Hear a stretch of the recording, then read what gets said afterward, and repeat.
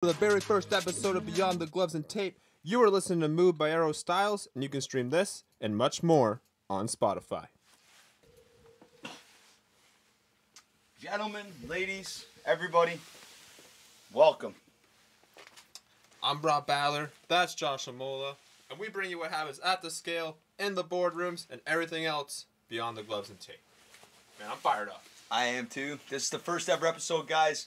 We're live inside the studio, and we're going to get right into the action, man.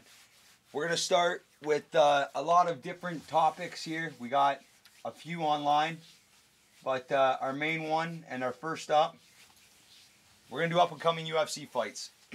And the main one, I think you wanted to start with one, Robbie? Rosenstruck, yeah. Yeah, we'll go with the Rosenstruck. The heavyweights are kind of like blowing up right now. So what we're going to talk about is Rosenstruck versus Augustus Saka. And Saka is undefeated. Yeah, but this is a perfect fight for Rosenstruck. Yeah, about that. And with John coming into the heavyweight division, what people don't realize is it's kind of going to get a little bit shooken up. Is he, though? Is he coming in there? That's a whole nother topic. Man's getting big, but we got Francis is up there, and the rematch with Stipe is potentially there, and... Yeah, but I'm hearing a lot of, like, he said yesterday he's going to take a year off. That's a whole lot of time in the heavyweight division. He's already 35, come back 36. Francis is going to be on a tear, presumably. You know, he could sit for the rest of his life and be retired right now, and then that's it. I mean, there's who's going to pay a 35-year-old man that's just sitting on the shelf $20 million? He's not getting it now, and he's already the top draw. You have to pay the man his money. If you don't pay the man his money, you're never gonna see him in a fight again. And I don't see a talent like John Jones sitting on the bench very long.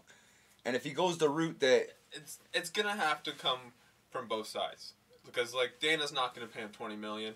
He wants significantly more than $20 million. I'm gonna see there's probably a number there, but who knows? This is a messy situation. It is. And with the heavyweight division is popping off. Like what we got is the fight. The upcomers are, when is that? Is in June. Yeah, that's in June, and then the other ones, and then Gain versus Volkov. Like the heavyweight division is when is that? That is in July. That's UFC Fight Week, I'm pretty sure, or the week before UFC Fight Week. International Fight Week. They're all fight nights, right? And we're gonna be talking about that a lot on this podcast coming up in the near future, because that's what it is. Like that's gonna be an explosive fight. I'm gonna tell you right now, because Gain's gonna come for him, try to work the jab, and Volkov's gonna try and work the jab. Like Gain's never fought someone that tall with that length. Like I'm not 100% sure that Gain's gonna have the reach advantage in that, and that's rare. I don't think we've ever seen that where he doesn't have the reach advantage. Well, and Gain's coming off the loss to Rosen. Rosen. Yeah, Rosen's coming off the loss to Gain. Yeah. Oh. So I'll say this right now. I'm gonna put this out. I am predicting that Rosenstruck wins and Gain wins. And do you think we see that rematch? I mean, maybe it would have. Because I think if Gain wins realistically, he's got to fight Ngannou, or the winner of Ngannou Lewis. That's the only thing that makes sense for the Gain. But like the way the heavyweight division is, yeah, that could happen. If Rosenstruck looks good, but Rosenstruck didn't look good last time. He got worked, so like there's not really much claim for a rematch. I don't really need to see that. Now, Saka is 4-0 until he got KO'd by Overeem. And that's who Rosenstruck's fighting next. So, like, the heavyweight division, don't like... sleep on him either. Yeah. Like, I say this is a perfect fight for Rosenstruck, but, like, he lost to Ngannou, so, like, It's... The heavyweight division's kind of like... That's a pick 'em fight. Like, you could go either way and be fine with that. Yeah.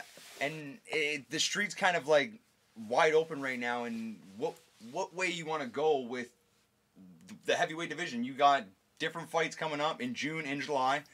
And speaking of July, like UFC Fight Week, and Conor and Poirier is back up and running here. Honestly, so it's kind of there's not much going on. There's really not much going on other like that. I feel like they've put all their guns into Conor versus Poirier. Yeah, and they should, because I think that's a massive fight. And I think they really made a mistake not just giving Dustin the belt. He was already the interim champ. He's on a tear. He already knocked out McGregor. Why not? You've done it before. Why not just give him the belt, let him fight McGregor for the undisputed championship in his first defense? And a lot of people will look at it as it's vacant anyway. But like, who cares? You've earned what you earned. You're stake in this division. I think Dustin's the top draw and the top dog. I agree, 100%. And here's another one. I think he works McGregor to the second one, or the third one. I think he knocks him out again. Potentially. And now, actually, it's only a podcast, like you said. I'm gonna look this up really quickly because I'm pretty sure a week before the McGregor fight is Nate Diaz's fight too. Yes, versus Edwards. Oh yeah, my God, that's on the Adesanya card. That's it is. So that's on the Adesanya versus Vent. That fight's a wash, I think, in my opinion. Honestly, Marvin's gonna have to really work the wrestling. Can he? Yes. Yeah, 100%. But Jan was able to, but Jan was also a lot heavier than Izzy. Izzy took a lot of flack not rushing into that light heavyweight title fight. He did. Question for you: do you think Izzy is affected by having to come from light heavyweight back down to middleweight, being a 20-pound difference? No, and I'll tell you why. Because he went up small. He didn't put any weight on, and that was a big criticism going into the Jan fight. That he didn't put weight on. So, okay. Now, in that sense, will going to heavyweight and not putting the weight on, do you think that kind of shades his mindset into thinking my weight's too good and he has trouble on the day of trying to make weight at 185? Honestly, I don't think weight's the issue. I do think if there is a question mark here, it's overlooking Vettori, even though he has really no reason to, because the first fight was close. Even though Izzy's trying to make it seem like it wasn't very It wasn't very clear, yeah, but I do believe that Marvin won 2 rounds. Or won a round rather, not 2 rounds, but he did win a round, and it's a 3-round fight. The third round was incredibly close. That could have went either way, and Marvin was gassed. But at the same time, Marvin looked good in his last fight. You know, it's hard, man. He really has made strides. So I'm leaning for Izzy, but don't be shocked if Vettori gets that takedown, keeps him there, breaks his will, and then he's got nothing left for the 4th and 5th round. And that's what I mean too. Don't be surprised. That does beg the question. Like, we've seen UFC champions struggle when they become champion. I know I'm going to keep saying, I've always said it, but weight is such a big factor in this. And don't get me wrong, I do believe it. I do believe that Izzy is the top echelon. He's the number 1 guy. 100%. I don't see agree with Vettori that. beating him, but I'm just saying Vittori's a dog, and he has shown strides. He's worked on the cardio. He can get through a 3-round fight, no problem now. This is a 5-round fight, yes, but he's at the right team. Yeah, 100%. I'm at the point right now where it's like, at this stage, do you kind of, like you said, do you count Izzy out? No, because he is the best in the world at what he's doing. He's proven. And the only person that can really beat Izzy is himself. Maybe Robert Whittaker. Yeah, that was a good fight. Robert Whittaker can fight a lot better than he fought that night, but that begs the question: can he? Because Izzy's just making these guys look so terrible, and they come back and they look all right. Is it really they're making strides, or is Izzy really just that good? I don't really know. We're gonna find the answer out until he fights someone like John Jones. Well, and that's the question too, right? As John, a lot of people will say, is one of those guys that is a master at controlling distance, and Izzy is another master at controlling distance, and that's two great almost to arts a fault for both of them. Yeah, and that's 2 great arts, kind of like smashing each other's heads right there. So, like, when it comes down to it, we started with the heavyweight division, but we kind of bring in these dogs that aren't really talked about that much because they're that good. And it's funny, like, the lightweight division is the most popular in the UFC, and like it's either the heavyweights or it's the 155. I feel like there's really no in between, but like there's a lot of great fights. Like Aljo and Jan, that's gotta be remade pretty soon, and I got opinions on that fight too. I think that's a fight that's questionable. You should even give him the championship. I don't really agree. Like obviously it's a clear loss, right? So you can't. It's a clear loss, but you can't give Jan the belt. But how do you give the belt to someone that's clearly knocked out cold? I get it. It's an illegal shot, but like he's celebrating after the fight. He's hanging out. He's living the lime life in Vegas right now. I mean, at what point, dude, stop the nonsense? That should have been no contest. I think we should have the immediate rematch on that kind of push right there for the Sterling and Jan. But then he goes and gets surgery. So it's like I never heard. No one ever heard anything about this surgery up until after the fight, and that's the big thing. He said that it's an ongoing issue. Well, where was this? Exactly though. I don't know. I agree. Stinks. I agree 100%. So like I like Aljo too. That's the thing that bugs me. Like I love that camp. Like the whole Mark Henry does really great things there. You know, Matt Serra is a great teacher. It's Ray hard. Longo too, guy. Like they're all good there. So, and moving on, we're gonna go to our next topic here.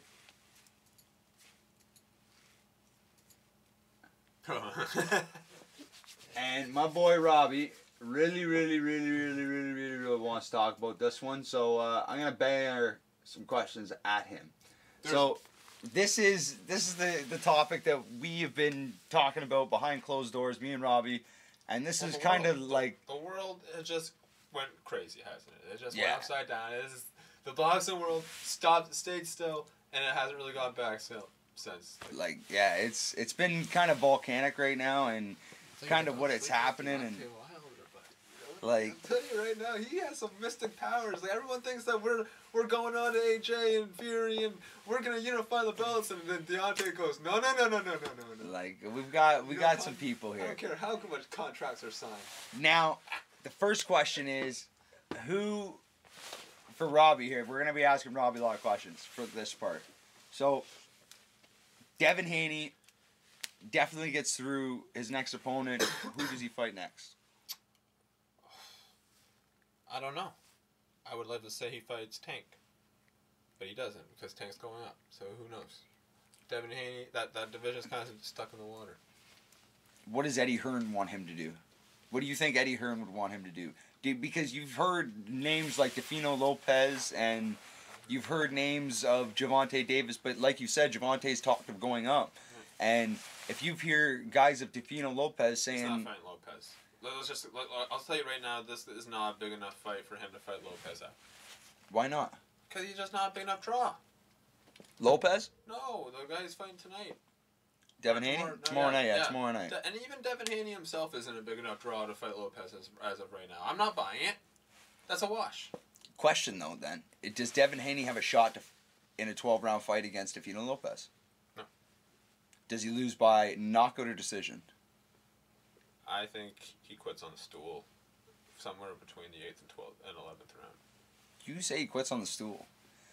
You know what? It's You're talking about a guy that took I agree. Lomo out to the woodshed. Like that's not a far-fetched statement. Like Lopez is a fantastic fighter, and he's only got 16 fights. I would 16 say fights. I wouldn't say he gets stopped on the stool. I say that would go to decision, and Lopez would have a landslide card. It could, but I like just it'd think be a landslide. this kid is so good, and he hits so hard.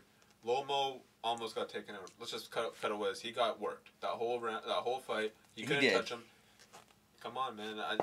Lopez is a different animal. I don't think Haney's fighting Lopez. I just don't. So,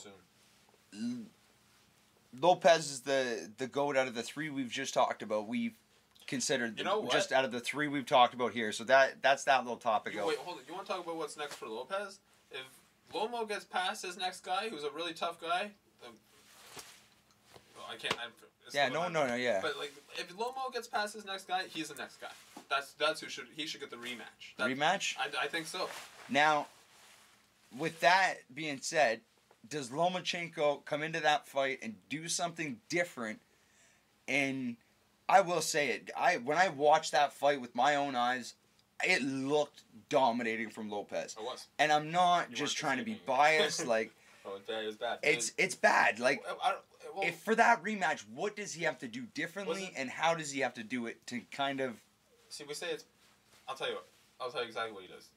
See, we say it's bad, but he had an off night, and even it was bad. It was still closer than a lot of people like to believe. Like we look at it like, wow, that's bad, but we only look at it because Lomo is so excellent. We're so used to seeing Lomo just dominate everybody in front of him and take them out like nothing. When as soon as he's faced with adversity, we go, wow, has he taken a step back? This isn't like Lomo's getting dominated right now, but really, if you look closely, it's like Lomo or Lopez. I'm not saying there was a close fight or by any means. I'm saying like it wasn't a wash. I think Lomo got a little more rounds than people like to believe. But if you're asking what he does differently, he fights his fight, man. I think if he pushes the pace and get fights on angles, and everyone has a bad night. Lomo could easily get the job done. But the thing about Lopez is he has some power. And he cut off those angles very well against him. Yeah, and that's right.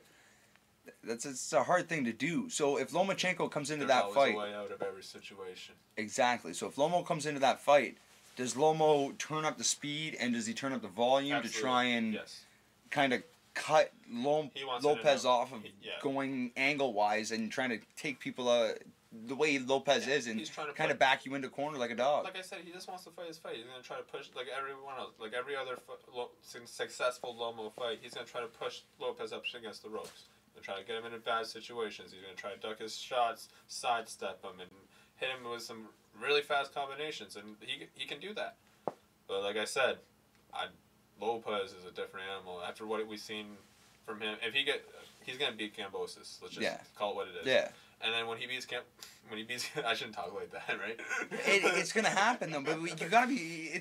In boxing, it's that way though. In boxing, you pick your fights, and you've got an ace in the hole. But that's why. But like you're right to a sense, because then Andy Ruiz comes, and everyone thinks that this kid's just gonna get washed. 2 weeks or 3 weeks notice. Fucking Joshua's just gonna dominate him. But then he comes in and he was gonna dominate. He gets dropped in the first round, and then he just comes back and clips him and shocks the world. So like, yes and no. I think Kambosos has a real hard test in front of him. Yeah, I think it's an uphill battle right from the start. Now, when you look at kind of fights of this stature and how, like we said before, how unsellable he is, kind of. Yeah. Like, Devin Haney's not a sellable fighter in a sense. So, I'm not paying to see Devin Haney. Are you guys paying to see Devin Haney? Exactly. So, in the sense we're saying is Devin Haney's not a guy you're going to pay to go and see. So... I like Devin Haney, but he's that upset factor's not there, I don't think. And that's... Devin Haney needs to fight the best fighters, because I just haven't seen it. But like, to his credit, he wants to fight the best fighters, but they're tied up. But that's not my fault. As a fan, I don't want to see Devin Haney fight in the main event. I just don't. It stinks to me. It feels like if you work at a factory, for example, and you're a punch clock guy, you just go in, punch your clock, you're done for the day. You don't care. Unless he's fighting for the title. Like, unless he's fighting Lopez or something, yeah, like, put Devin Haney in the main event. I'm not saying he doesn't deserve the main event, if that makes sense. But I don't want to see this fight. I don't want to see him fight nobody. I want to see if he can actually stay in that 4x4 with somebody. Yeah, you put him in a guy like Tank, I'm all over that. Give me Tank. but Tank's off doing something else. Tank's up a weight. Like, who knows? Tank's just trying to explode and be that guy, right? That everybody wants to know what the next move is, right? I think Tank's gonna have really hard issues coming up. Wait, yeah, it's a different animal up there, man. Yeah, and going up, you gotta lose your speed, and Tank is known for that twitchiness and that power. So I thought there was guys that could beat him down there. Ryan Garcia was right there. That's kind of another one I need to talk to you about here is Ryan Garcia. What's next? He just lost the Manny fight, right? Spence versus Manny. What's next for Ryan? Ryan just kind of got locked out. Well, actually, it was the mental health, right? Yeah. So, in a sense, like... We're pulling for you. We're pulling for you. And I love Ryan Garcia. Don't get me wrong. Like, the kid's a great fighter. And sometimes you just got to look after yourself first, man. Yeah. Like, he's got great speed, like, great power, and... You know what? Look after yourself. Come back healthy. Come back stronger than ever. Like, look at Tyson Fury after his mental... He was on a roll. Yeah, but look at Tyson Fury after his mental skit, right? Like, we'll get to Tyson Fury. We're not going to get there yet. We start, we're not going to finish. So, we'll get there. But, in a kind of shotgun put it, it's like, we've said a whole bunch of names in the last 5 minutes that all can fight each other, in a sense. You've got Javante Tank Davis. Like these weight classes are within like 5 to 6 pounds. It's not like UFC where you have to make an extreme cut. Like these fights could easily happen if they want to happen. Yeah. It's just a matter of ducking and diving and going to get an easier fight. Yeah, That's or all your it is. promoter saying, you can do this better, you can do that. These fighters want to fight each other, but the promoters are saying, you don't want that risk. You go for that risk right now, you're going to pay the price right now. You're going to go from the top dog to the bottom dog. And the 5 guys that I can say confidently are Ryan Garcia, Javante Tank Davis, Tefino Lopez, Lomachenko, and Devin Haney. First 3 said, I would stop there. Yeah, but you got to throw the last 2 in. You never know in boxing, right? Yeah, Like, I know. and then you go to heavyweight, and Oh, that's a whole mess. and that's another mess because Everyone's there's- a contender there. there's 5 contenders in my opinion. Usyk's right there. Like, he's got his shot. Don't sleep and on Usyk. Well, maybe. So like, Maybe.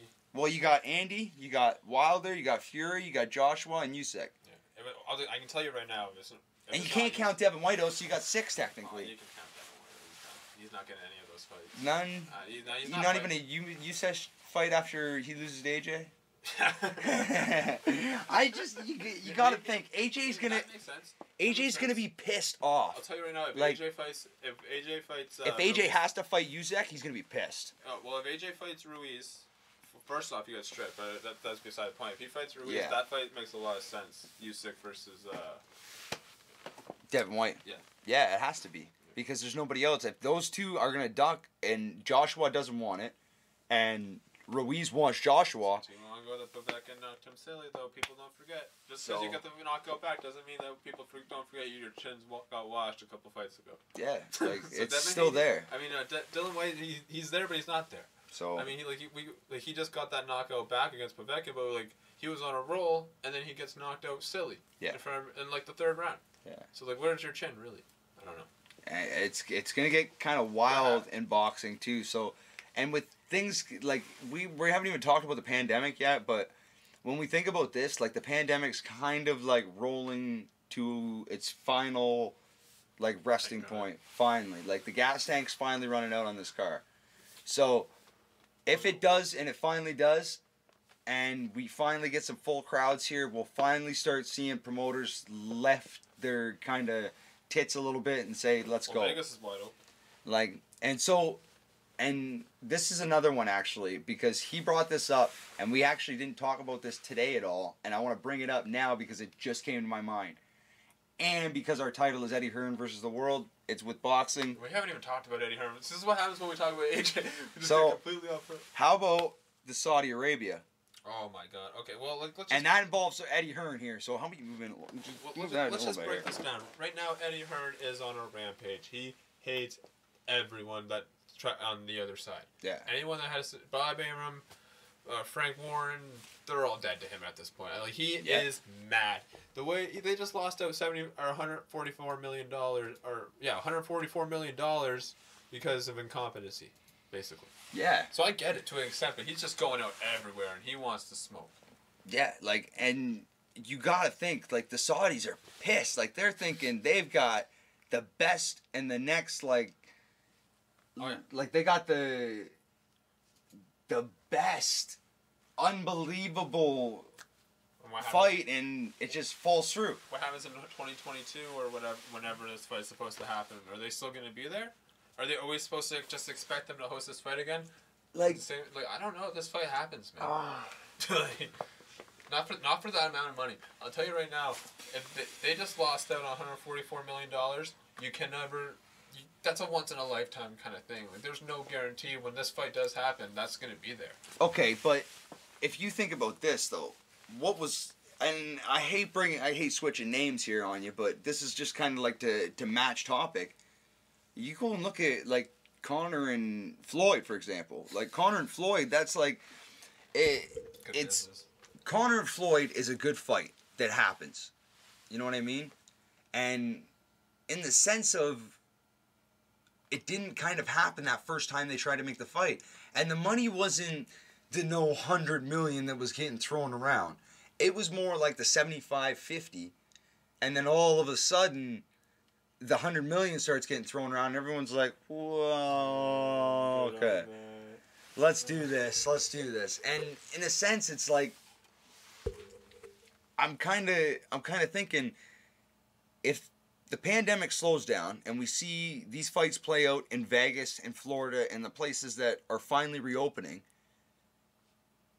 do we finally see that fight at like a $200 million stature at Wembley Stadium? Well, maybe, but you can't guarantee that. Like when you're walking away on $144 million, that's a lot of money to walk away on.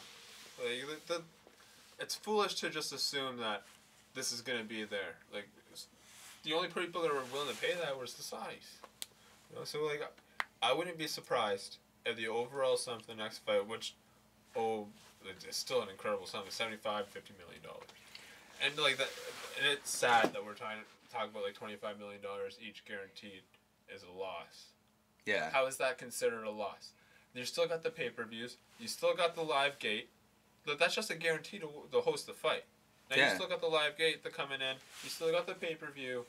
Come on. Like, at what point, you're foolish to walk away. Maybe you should have paid Wilder. You are what you win now. You're gonna take it or leave it. And I don't think the fans are gonna be. You're gonna leave it for the fans. Yeah. You gotta make this fight happen. There has to be only one champion. We haven't seen it since the Tyson era. We want to see a unified world champion. And damn it, I wanted to see it. I'm with Eddie. Eddie, I'm with you. I'm with you, Eddie. And that's the whole thing, right? Like, Eddie Hearn's been doing so much trying to make this belt unified, and the heavyweight division finally has won. As much as I don't like Eddie Hearn, you can't say this wasn't his fault because this man went overtime to make this fight happen. Yeah, and it's not just like, you gotta think about this, guys. Like, Eddie Hearn's not just AJ's manager. He's got like Devin Haney. He's got like. He's got no business to run. He's got a lot of shit on the go. But he's dealing with this for 5 months. 5 months. When he's running a business trying to make these fighters draws. It's just crazy. It's insane. Like, it is absolutely insane. And that's gonna move us to this next topic, and that is.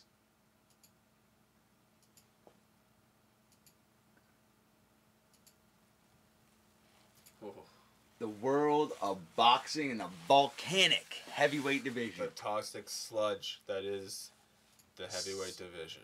So, for a lot of people that are tuning in here that have not heard anything about the heavyweight division, don't know anything about boxing, and are just tuning in, well, you're about to learn a lot about the heavyweight division in the next couple minutes, because there's 5 guys, really, that we're going to talk about that really deserve a shot or really deserve to fight each other.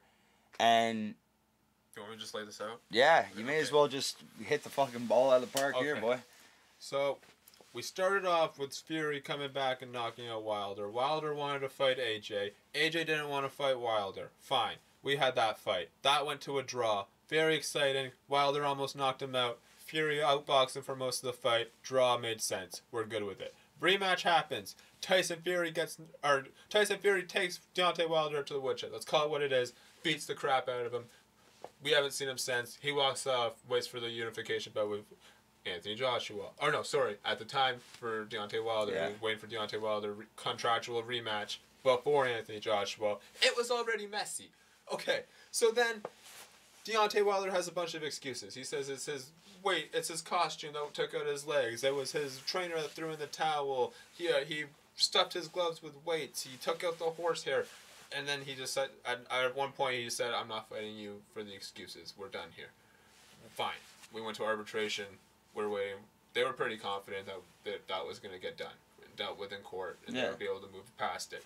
So we went on with negotiations for 5 months.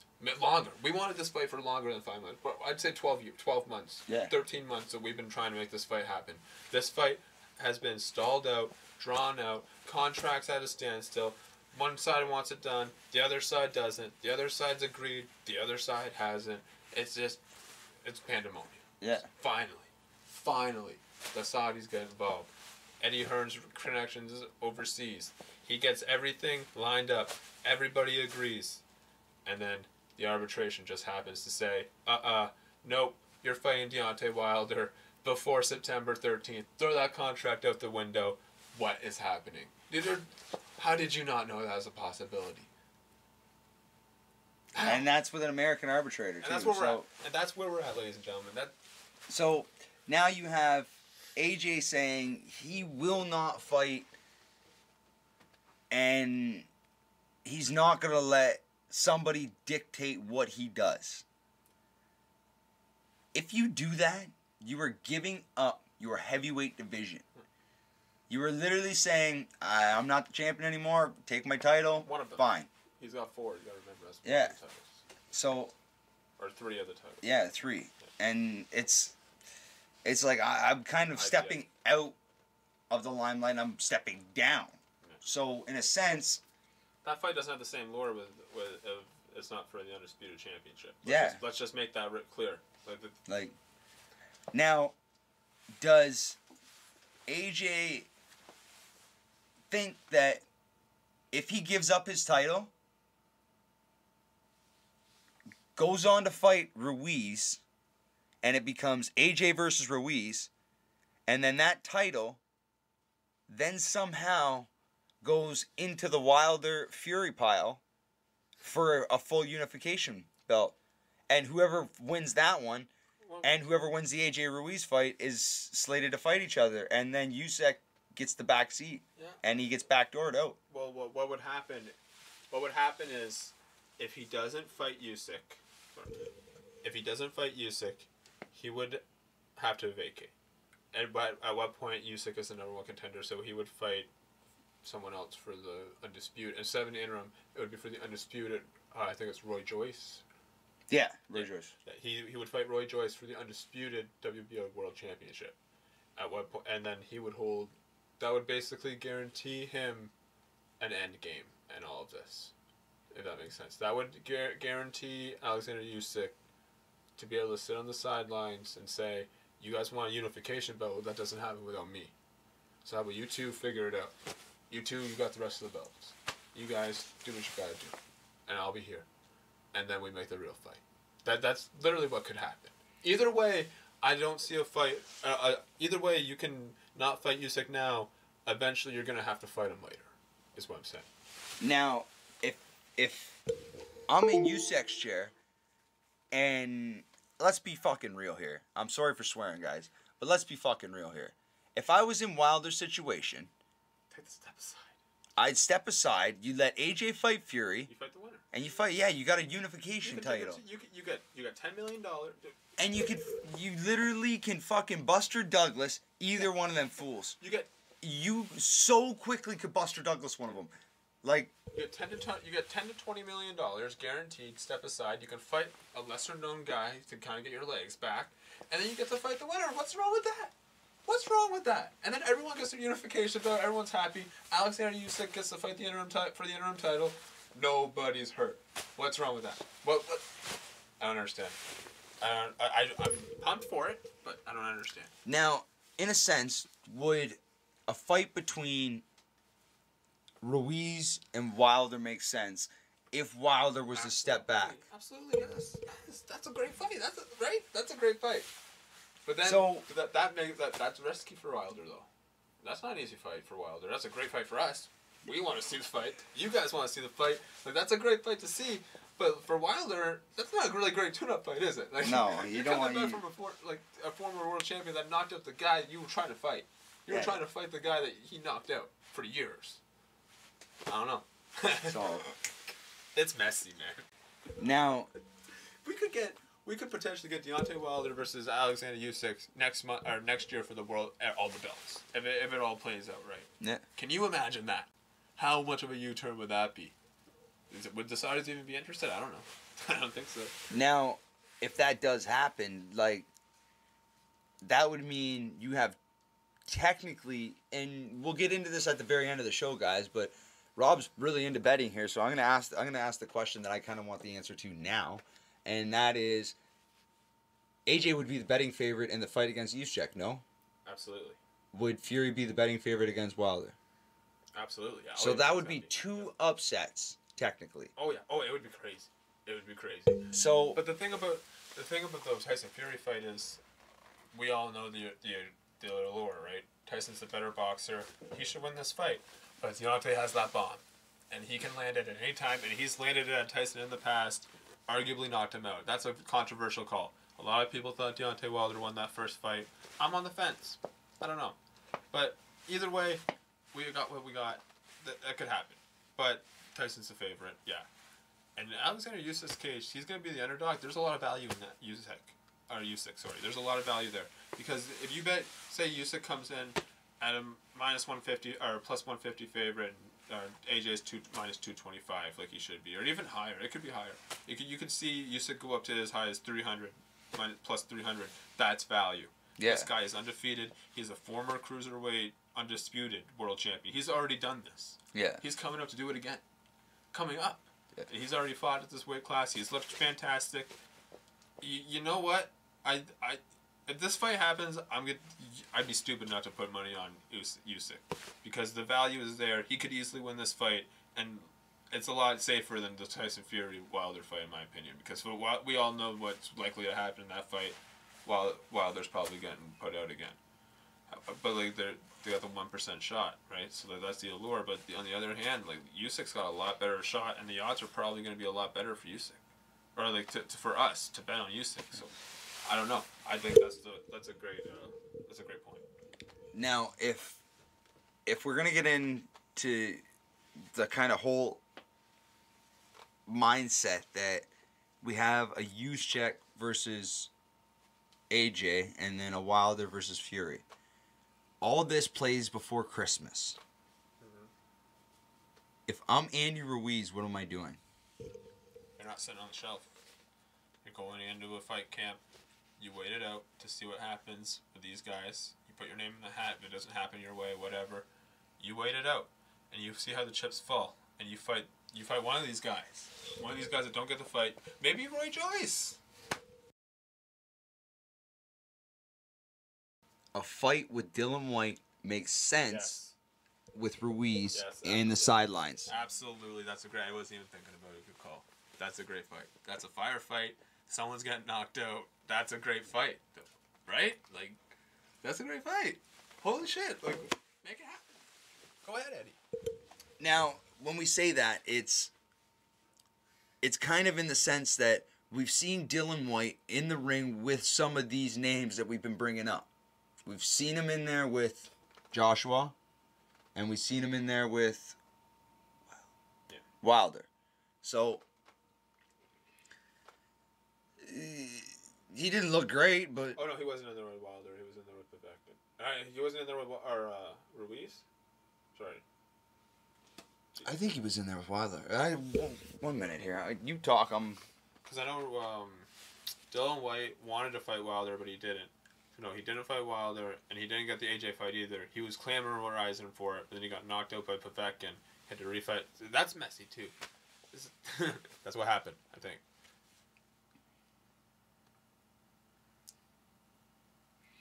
You're getting the record. I'm pretty sure. Give me a second here. We'll get the record. Ladies and gentlemen, if my mind serves me correctly, Dylan White lost to Povetkin, and then he came back and fought Povetkin again, but he was undefeated up until that point. Unless there was a loss, I'm forgetting. Yes, he lost to Joshua, then went undefeated. He did fight Joshua. Okay. So it was his loss to Joshua, and then undefeated till Povetkin, and then he. It was Deontay. He didn't fight. Yeah, he hasn't fought Deontay. Okay. I know he was on a tear though. Lucas Brown, that's who it was. Okay. Crazy. And he fucking knocked out Lucas Brown. Jesus. Lucas Brown was undefeated at the time too. Oh no, he's fantastic, man. Dylan White is a killer. And he won against Oscar Rivas, and that was another undefeated fighter. Holy shit, he's got Chisora too, right? Yeah. He fought Diego Chisora. He's fantastic. That's the guy that just fought Andy Ruiz. That's crazy too. So, and like, there's some stuff coming up in the near future for boxing too. So, last topic of choice. What do we got here? Oh, okay. Do we have a treat for you guys? Okay, so we have a couple guests coming on the show. So forgive me, I have this on my phone. So Our first ever guest will be next week. Okay. His name is Chaz Charlie Covers Taylor. He founded Charlie Covers Sports Advisor, and he is thriving with a 70% win rate and well over 10,000 followers on Instagram.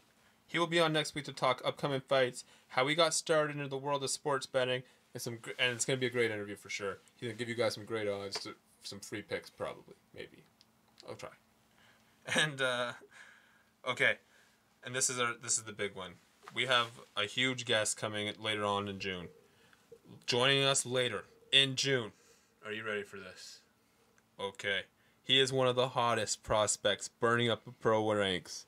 He is a 4-time Canadian and a 2-time Hungarian national champion.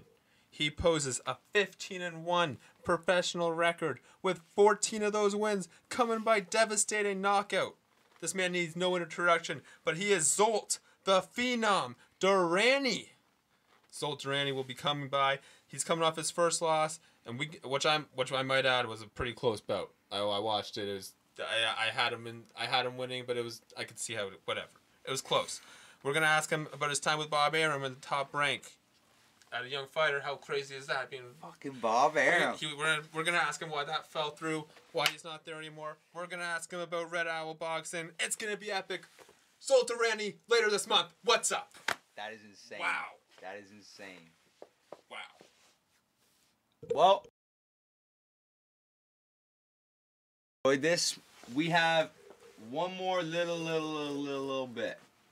So, some of the fights that are not this, there's no fights this weekend other than the Devin Haney fight, and the best way to describe that is kind of just put your money on Devin Haney to... Put money on the other guy. Put nothing on the other guy. Devin Haney is too much of a favorite. Put nothing on the other guy. I'm talking $5, $10. If it happens, it happens. There's no real value there. Yeah, there's no really value there. But if you want to get like accurate picks, like if you want to pick like the perfect decision, like it's going Devin Haney by decision, unanimous.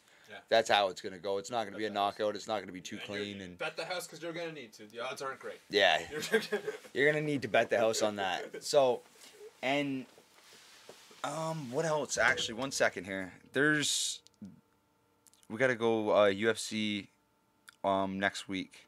Okay, I'm already there. And Montana so De La Rosa, that's a good fight. Rosenstruck, actually. Where's Rosenstruck? That's the June. That's the fight night in June. So I'm literally I would agree with you on the Rosenstrike deal. I would go Saka too.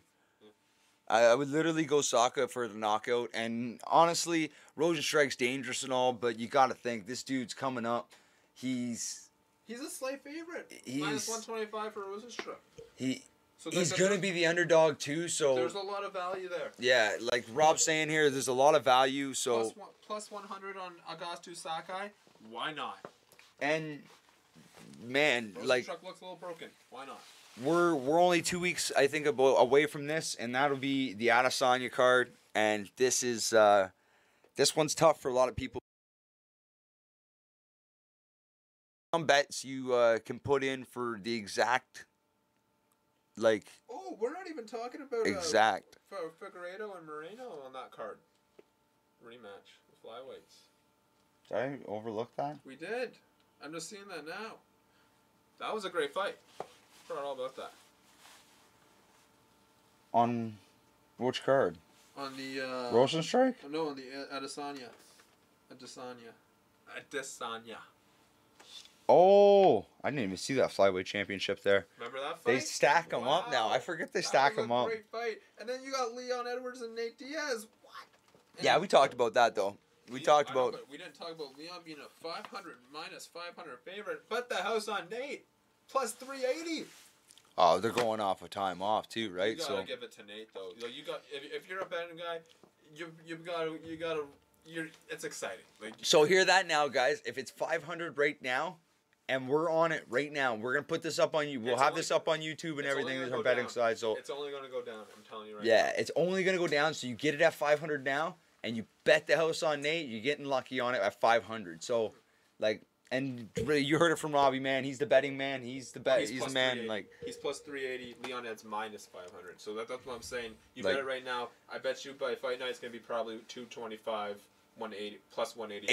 it could probably even both get down to 185, 180s. Yeah, That low it'll 180. be So close. you kind of want to get in early on some of these cards, and that's why we're gonna be. That's what we're gonna be doing week to week. Is trying to get like even bi-weekly if we have to do it. Like we'll do it bi-weekly if we got to, and we'll kind of like jam it into the hour sesh, man. We don't want to give you 1 day notice. I want to give you guys some value on your picks. So we're gonna do like I'll give you a week. Yeah, like right now we're talking Adesanya is in June 12th, and we're a week away from, or 2 weeks away from that. So and we'll keep you updated on those odds too. We'll watch them fall and go up or stay. Yeah. Whatever happens. And you guys follow us on our Twitter, man. Like our Instagrams, like our Facebooks. Hit us up. And you'll find us. You seen our names at the start. Rewind. Like and subscribe, man. We're a new channel. Yeah, follow us. Follow us on. everywhere. Follow us on the Twitch here, and every Friday we'll try it. We'll start with bi-weekly. If you guys start really digging the show, we'll move it to weekly. But for right now, we'll do the bi-weekly streams, and we hope you guys enjoy this, man. Beyond the Gloves and Tape on YouTube. We got a channel, man. Yeah, What's up? we're on got a YouTube channel, too. man. We're on YouTube, What's so up? We're out yeah. here. So, any questions? If you guys are in the chat right now and you guys want to ask anything about fighting, any odds you want on any fights you can think of, anybody, shoot me up a message here. Let's go. As we're just going through the chat quick. I'm the hippie, bro. What's up? That's busy. So we're just kind of on the outro here, boys and girls. One sec. Let's get that off. Move this on and move it down. People know who the frig we are right now. And then we'll go back here. A little more question session. So anybody? Anybody? That's a good question. You can talk shit to us. Yeah, if you want to talk shit, you can talk shit. Let's see All works. That's always good. Any feedback you guys want to give? This is the first ever episode, man. Like, it's a quiet one. Yeah, It's quiet, the alright, chirpers. well. That's okay, guys. We might as well wrap it up then. We'll wrap it up for this night, and we'll see you guys on the next one. Hey, quick! I want to say big thanks to Schultz or to Aero Styles. I see you in there, Schultzy. Thank you. You can stream all this music on Spotify. You get that everywhere. And big shout outs to our guests coming up, Zol and Chaz, for making the time to come on our show. We really, really appreciate it. Thanks, guys. All right, boys and girls, we will be back Tuesday for more of the BGO and the the kind of trying to get this Pro 8s going, and more on the BGO sales too. We have smalls, medium, large are starting to fill up, so we're gonna start to restock, and man, the stock's gonna reach there. It's gonna be there. Hey, and keep your eye out for Beyond the Gloves and Tape merch too, because it's coming. We're in the design phase of this still, folks, but we actually have kind of like a prototype out there right now, and if I can slowly get this into the works, we're gonna have Beyond the Gloves merch real soon, like real soon. So thank you, Busy, for shouting out. We're glad to see you in the chat, man. That's Robbie. I'm Josh, and we love you guys. We are out. Peace.